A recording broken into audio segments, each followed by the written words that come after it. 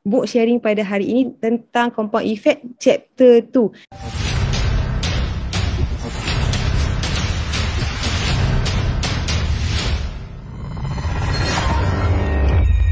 Jadi sedikit perkongsian, sedikit rumusan daripada chapter tu saya nak kongsikan dengan rakan-rakan gila semua, insya-Allah. If you want to have more, you have to become more. Success is not something you pursue. Bermaksud, jika anda inginkan sesuatu, anda perlu membuat lebih ataupun membuat lebih baik. Jadi kejayaan bukan sesuatu yang anda kejar. Kita perlu buat yang lebih baik setiap masa, setiap saat. Dalam bab ini pula kan, Hardy dia menawarkan panduan tentang cara untuk membuat pilihan dengan lebih baik. Dia buat ringkasan macam mana kita nak buat pilihan lebih baik. Jadi saya kongsikan apa yang Hadi cakap. Hadi berikan jawapan yang sangat ringkas kat dalam chapter tu, iaitu anda perlu berhenti menjalani kehidupan anda secara autopilot. Yang bermaksud autopilot tu secara semula jadi. Kita tak payah fikir, kita buat setiap hari rutin yang sama. Kita perlu berhenti menjalani kehidupan secara autopilot. Sebab apa tahu? Sebaliknya kita membuat keputusan secara sedar.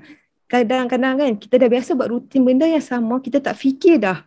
Jadi kita perlu ubah sedikit habit kita. Setiap apa yang kita lakukan setiap hari, kita kena sedar. Setiap keputusan yang kita lakukan, kita kena sedar. Kenapa kita buat keputusan seperti ini? Sebab keputusan yang kita buat, pilihan yang kita buat menentukan kejayaan kita pada masa akan datang. Kita mudah terjerumus dalam kehidupan autopilot, betul. Sebab kita autopilot, kita tak payah fikir, kita tak payah menggunakan otak. Jadi kita perlu menggunakan otak fikiran yang diberikan oleh Allah supaya apa yang ada dapat memberi manfaat dalam kehidupan kita dan kehidupan masyarakat yang lain. Kalau kita tak gunakan fikiran kita secara kondisi ini, kehidupan kita akan jadi macam terganggu. Jadi kita perlukan buat keputusan setiap hari dengan berfikir secara aktif. Kita perlu secara aktif dan sedar membuat keputusan. Yang ni yang saya cakap sebelum tadi. Kita perlu aktif dan sedar membuat keputusan untuk kekal di landasan dengan matlamat kita. Sebab kalau kita tak sedar, kita buat perkara yang sama je setiap hari, kita mungkin akan dapat keputusan yang sama ataupun tak ada apa-apa progres. Jadi setiap hari kita kena ada benda yang baru, benda yang lain supaya kehidupan kita bertambah baik. Apabila kita membuat keputusan, yang tadi saya cakap, keputusan yang kita lakukan, apa-apa yang terjadi dalam kehidupan kita, sebenarnya berpunca daripada diri kita, berpunca daripada pilihan yang kita buat. Bukan berpunca daripada nasib, bukan berpunca daripada Tuhan. Tapi apa yang kita pilih. Kita pilih untuk jadi baik, kita pilih untuk jadi jahat. Kita pilih untuk memberi kebaikan, kita pilih untuk menerima kebaikan. Itu apa yang kita pilih. Jadi dalam hadis cakap tanggungjawab ni ada dua.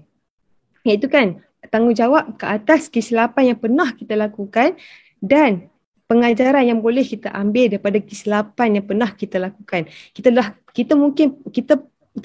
Kita pernah melakukan kesilapan, tapi bagaimana kita mengambil pengajaran daripada kesilapan yang kita lakukan dan kita berkongsi kepada orang lain supaya kesilapan yang sama tak akan berulang. Yang kedua iaitu tanggungjawab untuk nasib sendiri.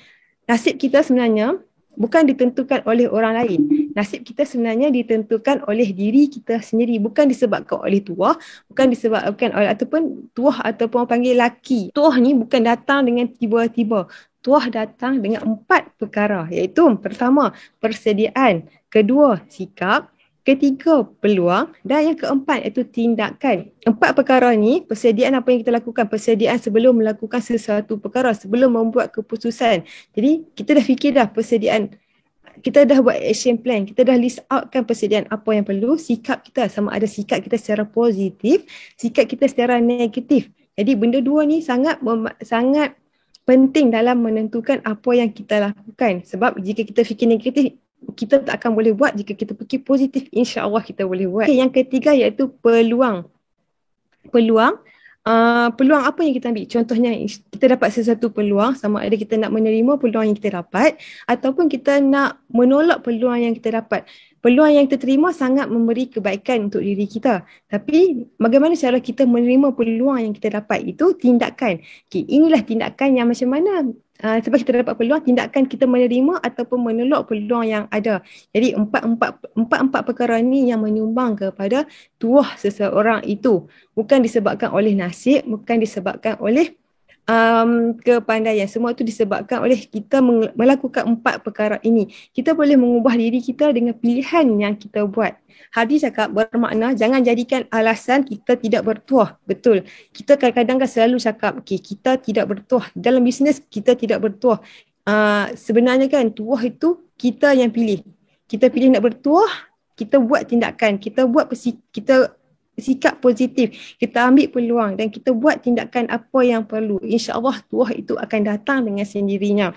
Kita mula sedar apa keputusan kecil-kecil yang kita buat setiap hari. Yang tadi saya cakap kita kena berfikir secara aktif kan. Benda-benda inilah yang menyumbang kepada kehidupan kita seharian. Benda yang diberi nama compound effect. Benda yang kita buat sikit, lama-lama benda tu akan menjadi satu rutin. Benda tu akan menjadi, kalau benda yang baik, akan menjadi satu kebaikan dan kita akan mencapai kejayaan. Jadi kita perlu ada action plan kat dalam ni. Macam mana Hari cakap, kita kena pasti berapa masa yang kita guna. Jadi kalau dirumuskan yang sini, bermaksud action plan yang ada di dalam G100 ni, kalau kita follow, insya-Allah kita akan boleh buat. Sebab selalunya kan kita akan termiss action plan, tapi kalau kita follow action plan, buat apa yang kita list out yang kita dah buat sebelum ni, saya yakin kita akan boleh buat. Tapi selalunya kita akan termiss action plan kita. Itu yang disebabkan oleh tindakan kita tak melakukan apa yang perlu. Apabila kita kena pasti setiap keputusan kecil yang kita buat, keputusan yang kita buat tu adakah ia untuk kebaikan ataupun keburukan. Jikalau untuk kebaikan, kita akan mudah untuk mencapai kejayaan, mudah untuk mencapai matlamat. Sebab benda yang baik bila buat berulang-ulang kali, InsyaAllah kita akan mencapai apa yang kita akan capai tanpa kita jangka. Perkara terakhir yang Hadi cadangkan adalah benda apa-apa yang berlaku hanyalah dengan bermula. Tak bermula, kita tak akan ada satu pilihan. Pilihan adalah bermula. Jadi mulakan perkara itu sekarang. Ni saya setuju sebab sebelum ni saya tak pernah bermula sesuatu yang saya tak pernah buat. Tapi Alhamdulillah, kalau kita dah memula, kita tak percaya kata kita boleh buat sesuatu yang tak pernah kita buat. Jadi itu adalah pilihan kita. Sebelum ni pilihan kita tak nak buat. Tapi sekarang pilihan kita akan buat sesuatu perkara yang tak pernah kita buat untuk kebaikan. Kan? Lebih cepat anda melaksanakan perubahan ini, lebih cepat ia menjadi tabiat. Betul. Bila kita bermulakan, perasaan kita tu akan menjadi lebih selesa, lebih bertambah baik. Apa yang kita sampaikan tu akan bertambah baik. Apa yang kita lakukan tu akan bertambah baik. Okey, jadi macam mana kita nak ambil tindakan ni? Macam mana kita nak ambil? Kita kena pasti impian kita.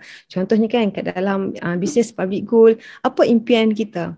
Apa yang membantu kita untuk mencapai impian? Jika kita buat sikit-sikit secara konsisten, insya-Allah kita akan mencapai impian kita.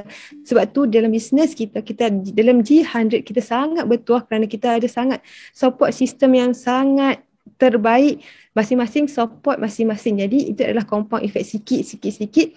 Bila sikit-sikit ramai, kita akan mendapat keputusan kejayaan yang cemerlang, gemilang dan terbilang.